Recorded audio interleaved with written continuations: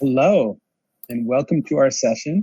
We'll just take one moment to bring our presentation up. And as we get into this, I want to encourage everyone to double click on the presentation. That way it maximizes on the screen. If you are here to talk about online debit routing, then you're in the right place. My name is Puneet Shah, and I'm on the product team at Adyen. I've been with Adyen for about 3 years, and I've been focused on our e-commerce offering. And I'm joined by my colleague, Sharanya. Hey everyone, I'm Sharanya. I've been with Adyen for over 3 years now. I'm also in payments for over 6 years. At Adyen, I'm part of the data team focusing on authorization and cost optimization and product analytics. I'm also leading the least cost routing product for the US debit market. All right, wonderful. So we're going to jump into this session now. And if we take a look at a couple of housekeeping items first, we will, I just wanted to let everyone know, again, please maximize the screen by double clicking on the presentation. And then at any time, if you want to ask any questions, feel free to do so in the chat. And then finally, at the end of the presentation, we're going to have a little bit of time left for live Q&A. So if you want to participate in this live Q&A, which we encourage you to do, please hit the ask to share at that time. So for now, I think we're going to jump right into the presentation. But before we get too far in, we want to start with a poll question. So we should have a poll question popping up any minute now. And for those of you who are in the poll question, you can see essentially how familiar are you with debit? All right. I'm not sure if that one came through, but ultimately, I think this presentation is about giving you the basics and then talking about how debit can benefit you for online routing in the US. So we're going to break these ideas apart in a little detail, and we'll get started now. All right. So I think it's very important to just start at the beginning, right? For those of you who may be unfamiliar, right, there's two big categories of cards. One are credit cards and debit cards that are used for online spending. Now, within debit cards, there's the traditional bank-issued debit card, in which case it's actually tied to your debit account or your deposit account. The other form of debit card is a prepaid debit card. And what's interesting, and we'll talk about this a little bit as we get into the history of debit cards in the US, but essentially the one thing that we're seeing right off the bat is that debit spending is increasing, right? Both for prepaid cards as well as for bank-issued cards. Now, in 2020, we've seen an increase up to 55.3% of online purchase, or of all purchase being from a debit card. Now, specifically, that represents an 8.6% increase over the last year. And clearly, there's some factors at play here. One of them is the fact that we're starting to see some card loyalty. And this means that cardholders are starting to concentrate cards and really have a few key payment methods that they use for all purchase. Now, whether this is a traditional credit card or whether it's the debit card tied to their bank account, or they're in a situation where they use a prepaid card, they're really bringing that card to the top of the wallet and using it most frequently for spend. And so that's really important when we start to think about how authorization rates and how customer behaviors play into making sure that you maximize the benefit around debit. The second thing is that we're seeing an increase in debit spending overall. And we think that some of this is due to economic considerations. A lot of the literature or a lot of the research that's going on right now is trying to find a root cause here. But essentially, we're seeing more people use debit. And in the face of a prospective economic recession, we'll see debit likely increase due to cardholders wanting to take on less credit or less debit as part of their economic health. All right, now let's jump a little bit further into the history of debit cards. Now, there was a pretty massive landslide change about 10 years ago with the passage of the Durbin Amendment, which came with the Dodd-Frank Financial Reform Act. The Durbin Amendment essentially outlined a couple things, right? One is that it capped the interchange on regulated banks. These are banks with over $10 billion in assets under management. The second thing that happened is it required that 2 unaffiliated networks be present on every bank-issued debit card, or actually every debit card. And the third thing it did was it reaffirmed the idea that merchants can have choice when routing debit cards. Now, before we move any further, you may be asking yourself, well, why was this amendment so critical to debit? Well, if you go back even further, in the early days, the debit networks really spawned out of ATM networks and point of sale terminals. Really, the traditional US domestic debit networks, you probably only seen their logo on ATM machines. And they really ruled all card present debit transactions. At one point, I think they had about 80% of debit volume. And fast forward to the 1990s, where Visa and MasterCard and some other credit card networks came in and said, you can actually process debit transactions over our credit card networks. And you may have remembered the introduction of the Visa check card, or you may have heard something about it. And that really spawned off a new generation of debit cards, ones that were a lot more accessible to consumers, didn't require the entry of PIN, and essentially ran over the networks that the global credit card networks had created. Now, what happened with the Durbin Amendment was essentially it basically reaffirmed that there should be competition, that the global card networks can't necessarily maintain a monopoly in this country over all debit transactions in addition to the credit transactions. And what that specifically resulted in was the debit networks deciding to evolve their offering. So again, these networks primarily were focused on PIN debit transactions, where you would purchase with card present at a point of sale terminal, you would enter your PIN number, and ultimately use that to be able to purchase. And since then, they made huge offerings in the specific names of pinless e-commerce and pinless bill pay. Now, these are two features essentially that they released to be able to compete with the global card networks. And they took advantage of the fact that for unregulated banks, ones with less than $10 billion, they could actually charge less in network fees and potentially negotiate different interchange rates. And they also took advantage of the fact that every debit card needed two unaffiliated networks. And as we look at the next slide, we'll actually see that this competition was really foundational for the current e-commerce landscape that we have today. Now, you'll see kind of two categories of networks here, right? One are the global card networks. We also call them the signature networks because when they allowed for debit transactions, they only required a signature.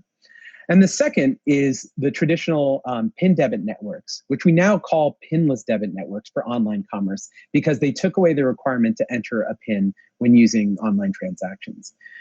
What's interesting is that if you look at the bottom, you can see that there's a lot of shared ownership, right? There's a lot of debit networks that are owned by some of the global card networks. There's a lot of debit networks that are owned by other financial services institutions. But ultimately, we have about 10 debit networks in the US. And so the requirement for two unaffiliated debit networks really practically means that most banks that are issuing debit cards to their customers are using one of the global card networks like Visa or MasterCard or Discover that could be really used anywhere. Or they're using one of the domestic debit networks. And the second would be a domestic debit network. Now, these are networks like Star, Pulse, NICE, Excel, CU24, AFIN. The four largest debit networks, Star, Pulse, NICE, and Excel, make up about 85% of card circulation. Now, the one caveat to that is that doesn't necessarily mean it makes up that share of eligible volume. And as we look to the next slide, we'll look at a couple factors to consider when you're thinking about the debit networks. So first of all, like I said, that there's this global and domestic difference that occurs. One is around the way that they treat onboarding. Now, the global card networks have really kind of streamlined the process for merchants to be able to accept Visa and MasterCard. They do this by deferring a lot of the responsibility to acquirers like Adyen and any other acquirers of payment processors you may be doing. So your acquirer can easily onboard you relatively quickly without a lot of friction. And they streamline this with systems on their end. The second thing is with the debit networks, because they historically had only worked with point of sale merchants and they worked with a handful of legacy acquirers, they didn't necessarily make this process easy to onboard for new merchants. And so now we're seeing some change in terms of how the debit networks compete. We're seeing them trying to build out systems to actually automate some of that onboarding. And I'll tell you from our experience connecting to some of these legacy debit networks, it was a challenge that over the past 3 years, we worked with them very closely to help them figure out how they can streamline the merchant onboarding process. It's not perfect yet, but it's come a long way. The second thing is the types of transactions. Now, this is an area where historically, I think we've seen that the debit networks have focused on single message transactions or sale transactions that are more common in a point of sale environment. And when they started accepting e-commerce, they didn't really have what we call a dual message offering, where you have an authorization and then a delayed capture. Specifically, we've kind of worked with the debit networks to emulate this type of functionality, but this is something where they're trying to achieve parity with the global card networks as well for debit transactions. The next thing is around disputes. Historically, the debit networks didn't allow merchants to defend against disputes. And what that means is if you received a chargeback, there was no option to refute it. Now, I will say that the global card networks have put in huge restrictions and barriers to defending against chargebacks as well, especially for fraud reasons.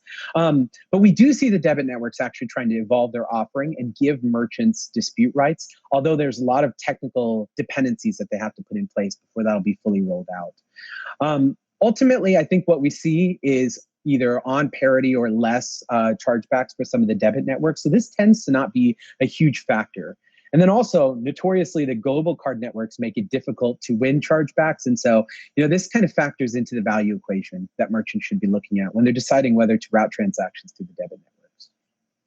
The last thing is around experience. Now, the domestic debit networks, again, have had specifically, a little bit more of a legacy approach towards their system architecture and their integrations with issuers, meaning that they can't always send dynamic descriptors on transactions. They can send the merchant name across, but if every order you want a different descriptor, that tends to be tough with some of the networks. So it's important to just give you a baseline understanding of some of the challenges and some of the trade-offs that you take when you leverage these domestic debit networks. Now, we're going to talk a lot about the benefits, but it's important to get this out of the way early. The last thing I wanted to touch on was essentially the factors to consider, right? As I mentioned, transaction types matter, and these debit networks are best suited for online transactions when you have a traditional e-commerce use case, whether that's physical goods or digital goods, or whether you have a recurring subscription use case. Now, that could be a traditional consumer subscription. It can be a B2B subscription. It could be a usage-based recurring transaction. But these are the use cases that work best for debit networks.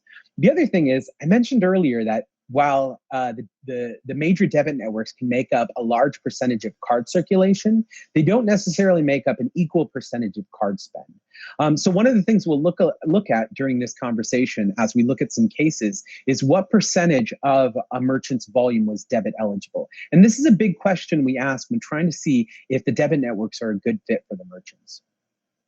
The last 2 points are, first of all, I think, some restricted business entities, the debit networks will not even allow to process transactions. These are kind of your traditional, potentially gambling merchants or anything that's a high-risk merchant.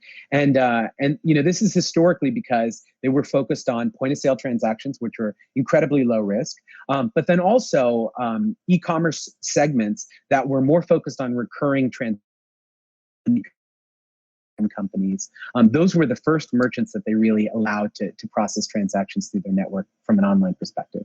The last thing is, to process with these domestic debit networks, again, these are focused on the US market in particular. So you have to have a US entity in order to do business with them. So a couple things to consider. And I think the rest of this presentation is going to explore how the debit networks and routing through these debit networks can benefit you, both from a revenue perspective, but also from a cost perspective. And I'll turn it over to my colleague, Sharanya, who'll walk you through the rest of this presentation. Thanks, Sharanya. Thank you, Puneet. Thank you, Puneet, for the background on the debit networks. Now let's talk about how authorization and cost can play a role in having a debit connection. What is an authorization and why does it even matter? So I want to share a brief story around the debit card experience that I had. I came to the United States to pursue my master's, and for a very long time, I did not have a credit card. I did not have credit history, so I couldn't get one. So for the longest time, I pretty much used my debit card for all of my payments. So it was around Thanksgiving. I remember this because I waited 3 months to buy a winter jacket. So here I am during the Thanksgiving, found a jacket that I want to buy. I'm on this retailer, good brand, good deal. I'm on their payments page. I enter all my debit card details and I hit pay. I get a payment decline. I have no idea why, because I had funds in my account. I retried again and I got a payment decline again. At this point, I was so frustrated and disappointed because I really needed to buy a winter jacket and I had no other card to try. It's not like I had few other cards that I could try around. I just had a debit card. So I eventually gave up on this retailer. I went around, shopped in a different place. And even today, I never went back to this first retailer just because I had such a bad experience. And you see what just happened here, right? This first retailer just lost a customer. And this is not a very uncommon scenario. There is so much to losing an authorization. It's not just a lost sale. It's actually a bad customer experience, or even losing out on a lifetime value of a customer. So authorization rates are very important for a lot of businesses. And the way we measure that in data terms is to look at how many of these transactions were successfully processed. Now, issuers are the ones who are ultimately approving or declining the transaction. If I have a debit card issued by Wells Fargo, then Wells Fargo is the one who's approving my or declining my transaction. There are so many factors that go into this decision making. And the one we have identified is that the debit networks play a very big role in this decision making. So approval rates vary by network, and it could be for various reasons. It could be because these networks integrated with these issuers at different times, so the messaging is significantly different. The amount of information passed along is different, so it's leading to different decision making. Whatever the reason is, we know through data that the issuers have preference. Some issuers prefer signature over debit and vice versa. So having a debit connection in itself has very little value. It cannot be used as a dump pipe. The real value comes from routing based on the issuer preference. If you look at the graph here, this is a representation of how authorization rates differ between signature and the debit networks with each issuer. So each stick is represented by an issuer, and the green represents the positive authorization delta on debit, which means the issuer prefers debit connection over signature. That is, they have when the authorization is sent through a debit connection, there's a higher probability of success. And the gray represents the negative delta on the debit connection, which means the issuers prefer signature. Now, if we were to send all of the debit eligible traffic on the debit connection, then the ultimate result would be negative. The overall outcome would be negative, meaning many, many lost transactions. So it's extremely important to route based on the issuer preference. And by doing so, you're reducing the number of retries that you would have to do and the cost associated with it, and giving yourself the best chance of approval on the first attempt. And by doing this smart routing on our platform, we saw a 1 to 3% auth rate uplift. And for those of you in payments, you know that 1 to 3% is massive. That means so much more revenue for our merchants. And what did we do differently? Just by routing based on the issuer preference. How does this all work? Let's play out a scenario. Let's go back to my Thanksgiving shopping experience. So as Puneet mentioned, debit cards can be dual branded or multi-branded. So let's assume for a second that I had a MasterCard debit card, which was co-branded with Star. Now, if my first retailer that I was shopping with had a connection to Star, what could they have done differently? When they received my transaction, they could have identified in real time, which is the preference for this issuer, that is Wells Fargo. Let's say that the Star has a higher probability of success. They could have routed my transaction over Star. And if it went through, all of us are happy. I got my jacket. I walked out as a happy customer. But let's say for whatever reason that it did not go through. Then they could have instantly retried the transaction over MasterCard connection, giving themselves a higher chance of recovering my transaction and retaining me as a customer. This completely changes the shopper experience. I, as a shopper or a consumer, have no idea what went behind the scenes. I don't know that the merchant tried first on Star, then retried on MasterCard. But all I care is that my transaction is approved. And this gives a seamless shopping experience. Now that we've talked about the theory, let's see how this transpired for some of our merchants. I have 3 merchant results to share here in 3 different tracks, which majority of the e-commerce merchants can relate to. So starting with the traditional e-commerce, This is the merchant who sells physical goods online. The merchant here is an online marketplace. They sell physical articles basically online, and they're a community more than a business. They have really high ATV. A lot of their shoppers don't shop often, but when they do, they really spend a lot of money, and they're very invested in making that purchase. They really want to buy that product. So to add this seamless experience of shopping, we added an additional debit network for them, and they had about 50% of their debit volume eligible for debit routing. And by doing the smart routing, they were able to improve their overall auth rate uplift on their debit eligible traffic, and they saw an incremental revenue of 1.6% on their debit eligible volume. And then moving to digital goods e-commerce, these are the merchants who offer digital services, ebooks, games, or softwares. This merchant here is been around for a while. They have a very large and loyal customer base, and they sell various different services online. They have a ATV around $15, and they have a lot of traffic that are eligible to go over debit connection, and they had about 60% of it. So again, by doing the smart routing, they were able to increment their overall revenue by 4.2% on their debit eligible traffic. Now, I'm not talking about like hundreds of transactions here. I'm talking about millions of transactions. So with these ATV, we are talking about rescuing hundreds of thousands of dollars, and in some scenarios, even millions of dollars. And in the last track, we have the streaming subscription. These are the merchants who deliver media content online, TV or music, and they have a fixed payment schedule. This merchant here is relatively new, and they took off very well worldwide. They are very well known in a lot of different countries, and they have a fixed monthly payment schedule, and their ATV is relatively low, around $10. So they wanted to have an uninterrupted payment schedule for their shoppers. They didn't want it to bother their shoppers and give them a smooth experience. So they decided to add additional debit connections, and they had about 45% of their traffic eligible for debit routing.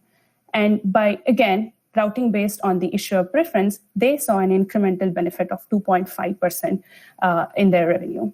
So all these results are massive, considering how big these merchants are. I'm talking about how many transactions we rescued here, how many shoppers had a good experience and not leave the site with a bad experience. I hope this gives you a perspective of how smart routing can really help boost your auth rates. Now let's talk about cost. We all know that payment processing can be very expensive. A good chunk of your transaction amount goes as part of the fee to various different entities processing your payment. Let's say you are an online retailer, and I go onto your website to make a purchase. There are three main fees that you would be paying to process my payment, starting with the interchange. Interchange is the fee you're paying to the issuing bank. Let's say I'm using my Wells Fargo debit card, then you're paying that fee to Wells Fargo. And it's a good chunk of the fee because Wells Fargo is the one who's taking the responsibility of approving my transaction and taking that risk. And then we have the network fee. Network fee is the fee you're paying to the network you're using to send my transaction on. Suppose it was a MasterCard connection, then you're paying the fee defined by MasterCard. For authorization or for capture or whatever the transaction type may be, you're paying a fee for using their rails. Usually, networks are the ones who define the interchange and scheme fees. And there's generally a fixed component and a variable component to the fee. We'll talk about that in the future slide. And then lastly, we have the processing fee. Processing fee is the fee you're paying to your processor. If you're using Adyen, for example, for this payment, you're paying a small fee to the Adyen for handling this transaction. Now, the good news is that these are all the fees. But the bad news is that there is no one standard fee. There are thousands of different fees. It varies by the transaction. That's what makes this interchange and scheme fee so complex. Let's look at what are these factors that really impact the interchange. we can talk about it at a very high level. There are some factors that influence signature directly and some that influence both debit and signature. But this kind of gives you an idea of where or helps you understand where the cost difference for debit and signature are really coming from. Starting with the regionality. So in my example just now, I mentioned that I use my Wells Fargo debit card to make a purchase on your website, which is also in the US. Now, this is a domestic transaction. Now, let's say Puneet here also shops on your website in the US, but he uses his Europe card given by Rabobank. Now, the interchange you're paying on Puneet's transaction would be more expensive than the interchange you're paying on my transaction. Generally, the cross-border transactions are more expensive because there is more risk involved, there's foreign exchange, and multiple other things. And then we have the network. Like I mentioned, each network have different fee schedule. They define their own fees. So depending on the network you choose to send the transaction on, you're paying the network. If you choose to send it on MasterCard, you're paying MasterCard. And if you route on Star, for example, you're paying for the Star. And then we have the acceptance. There are various ways a transaction can be initiated. Let's say you also have a physical store, and I make the same exact purchase by walking into your physical store instead of doing it online. And by doing this, the interchange you're paying on the physical store transaction is much cheaper than the interchange you're paying on the online transaction. And the reason being, the in-store transaction is less susceptible to fraud because the card is present, the customer is present, whereas with the online, it's all behind the scenes and we don't know what's really happening. And then the business type. Business type is a big determinant for the interchange and scheme fees. So the business type is defined by a 4-digit merchant category code, which represents your business model. There are some businesses which are riskier as compared to some other businesses. So if you are a streaming service with a pure subscription-based model, billing your merchants every month, you're considered less risky as opposed to a gaming merchant or somebody having a one-time transaction online. So the interchange rates vary based on the business model. Then the transaction value. In the previous slide, I mentioned that the interchange and network fees generally come as two components. One is a fixed component and a variable component. Fixed component is applied on the number of transactions, and variable component is applied on the volume of the value of the transaction. So why this is important? It varies based on your transaction value. Let's say you have a very low ATV transaction, and if your the fee structure that the transaction falls in has a high fixed fee, then your transaction would be more expensive. So this varies by network. Some networks have small ticket rates that makes your transaction more economical. So transaction value plays a role as well. And then the last one is the card type, which is equally important as compared to all of the other factors here. And the reason being, there are different fees for the different card types. A debit card is cheaper than a prepaid card. A consumer card is cheaper than a commercial or a business card. Signature networks define them differently. So depending on the card type, your fee varies. And there is so many more card types than you can think of. That makes this whole interchange and scheme fee so complex. Now that keeping these factors in mind, let's look at where are the cost savings for debit networks really coming from. So as Puneet mentioned earlier, the debit cards come in two flavors, regulated, unregulated. Regulated is where the interchange fee is fixed, which means regardless of the network you route the transaction on, your interchange fee always remains the same. The only thing that varies is your network fees. And on the unregulated side, these networks get to define what these fees are. There are various incentives for the networks and issuers, which makes this unregulated fee very competitive. So depending on the network, you may be able to save a ton of fee when you route it based on who is cheaper. Now, it's also good to note that majority of the debit eligible transactions are generally unregulated. So that's a big chunk of your savings. And then talking about card type, like I said, signature defines all of these different fees for all of these different card types. So debit cards are cheaper than prepaid. Consumer cards are cheaper than the business or commercial cards. Now, there is no such distinction on the debit connections. So what it makes it treats all of these card types as one card type, that's debit, and they have a standard fee for it. So that's where a good chunk of your savings can also come, depending on how different types of cards you're accepting as a business. And then there's also a special rate on the debit connections called bill pay rates. These are the interchange rates that are much cheaper than the standard e-commerce interchange rates with signature or with the debit networks itself. However, not every merchant is eligible for this. It depends on the business type. It should be a pure subscription-based merchant. They should have a fixed payment schedule and things like that.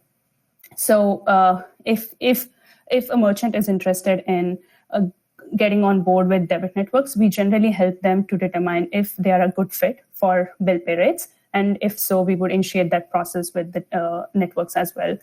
But the important thing to note is, as Puneet mentioned, bill pay is a single message system, which means you should verify if that is a good fit for your business model. And then downgrades. Downgrades is one thing you've heard of a lot when it comes to global card networks.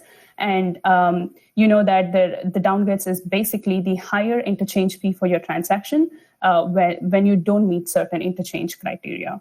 So for example, if you don't send AVS in the US for Visa, your transactions get downgraded. Generally, downgraded fees are very expensive. They're sometimes as expensive. The difference between the downgraded and non-downgraded rate is almost 1%, and that's pretty high. The good news is that the debit connections don't have a concept of downgrade. So regardless of how you send your transaction, you always get the fee based on the factors we defined before. So whether you send AVS or not, that doesn't impact your transaction fee. And that's where your savings come from. So if you are a business which has a lot of downgrades, and if you have an issue collecting AVS, or if you're unable to capture on time, then this is one solution. You could potentially save a lot of money by just going over debit connection.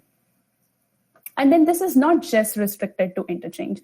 There's also fee savings on the network fees. As I said, networks are the ones who are defining their fees. So to be competitive, they define different rates. Some networks are cheaper as compared to some other networks.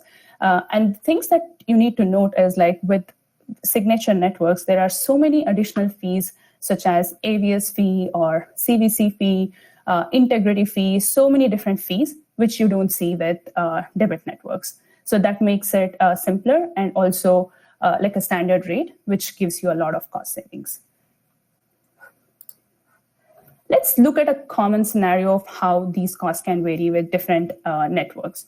Let's take an example of a debit card, which is tri-branded with Visa, Nice, and Star. And let's say it's an unregulated debit card. Remember, it's not capped. So these networks define these interchange rates differently. And let's say this happened on an online retailer for a $10 transaction. Now, on your right-hand side, you can see what are all the different fees they hit with all of these different networks. So if you see, Visa and Star are almost on par. There is not much of a difference in the fee. But if you look at the Nice, they're almost 38% lower. In this scenario, Nice has a small ticket, which is making this particular fee much cheaper than Visa or Star. So it's important to kind of figure out what's the cheaper network and route based on that. I'm not saying that all of your transactions would see a 38% lower fee, but this is just an illustration. And this should give you an idea that there is much more cost savings around these debit connections. And some savings is better than no savings. And this also to illustrate that not all debit networks are cheap. So in this scenario, if Nice was out of the equation, then Visa and Star are really almost on par, which brings me to the next point of intelligent least cost routing. So it becomes equally important to route based on the cost. At the same time, you also want to consider issuer preference into consideration, like we discussed before. So in real time, you want to route based on cost and issuer preference and find the best network to route the transaction on. And that is how you can get the maximum benefit by routing over debit. So if we go back to those 3 merchants that we discussed earlier in the same tracks, if we look at what their cost savings were, they were pretty significant. So with traditional e-commerce, they saw a 15 cent per transaction savings, and that was almost 10% savings on their eligible debit volume. What this means is by adding debit connection, they saw a 10% decrease in their cost because debit networks are now a little bit cheaper to route those transactions on. In the digital goods e-commerce, they saw about 7 cents per transaction and almost 18% cost savings on their debit eligible volume. And then lastly, on the streaming subscription, they saw 5 cents per transaction and 15% savings overall. It's also important to note that the streaming services are generally also have lower interchange rates on the Visa or MasterCard side. So in spite of that, we were able to recover so much more. We were able to save so much more cost on their transactions. Now, this is just not cost, right? We spoke about auth rates also earlier. So there is an additional benefit of rescuing a lot of transactions and improving your overall revenue. So in a nutshell, there is so much to having so much value in connecting to local debit networks. It helps in boosting your overall auth rates and cost savings. However, you would see the best results only when it's routed in the most effective way that's based on the issuer preference and the real-time cost calculation, ultimately giving your shoppers a great customer experience. Thank you, Sharanya. That was a brilliant explanation of all the benefits and all the data associated with debit networks. Now, I think it goes without saying we're a couple of years into having built connections to the debit networks and enabling this for our merchants. And we're really excited about the type of results we've seen, the type of actual real results that Sharanya shared with you today. And now we want to open it up for a couple questions from the audience. I want to encourage you, if you want to jump in and participate with us with a live question, please click that ask to share your audio and video. But then also, if you want to ask a question in the chat, please feel free to do that. Before we jump to the first question, I do want to ask everyone to go into the polls tab and choose the evaluation for this session. Right, this session is demystifying online debit routing with Punisha and Sharanya, and so please, voice your opinion on whether you enjoyed this session and found this content helpful. And thank you for that. Now we'll jump to the first question. So the first question I think we have from Autumn, and this was, how does the authorization benefit through debit routing compared to the authorization benefit of network tokens, as both cannot be used in unison? So I might jump in here and take this question because I've worked on both of these features. And the biggest thing I'll mention is that, from an Adyen perspective, we do think that these have kind of different intrinsic benefits. And we use kind of testing and probabilistic machine learning to figure out which is the most or which is the best option for any given merchant on any given transaction. And so for us, we're making a decision through our intelligent payment routing and our smart issuing logic or smart messaging logic to decide which of these optimizations to use.